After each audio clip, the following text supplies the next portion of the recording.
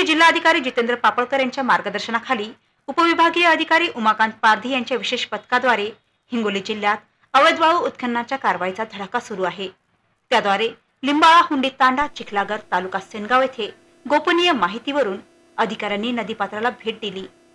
सेनगाव तालुक्यातील सर्व मंडळाधिकारी, तलाठी व कोतवाल यांच्या समवेत अधिकारी पोहोचले असता 4 ठिकाणी बोटीद्वारे रेतीचे अवैधरित्या उत्खनन केल्याचे निदर्शनास आले। सदर ठिकाणी 500 पाईप ड्रमद्वारे नदीपात्रात तरंगताना आढळून आले।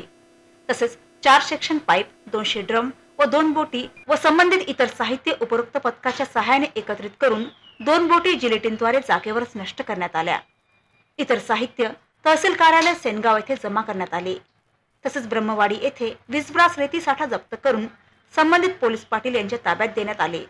सदरील कारवाईत अंदाजे 25 लाख रुपयांचा मुद्देमाल जप्त करण्यात आला। हिंगोली जिल्ह्यात महसूल विभागातर्फे ही मोठी कारवाई करण्यात आली आहे। त्यामुळे रेती माफियांमध्ये एकच खळबळ उडाली। ठळक घडामोडींसाठी देशोन्नती न्यूज चॅनलला सबस्क्राइब करा आणि बेल आयकॉन प्रेस करा।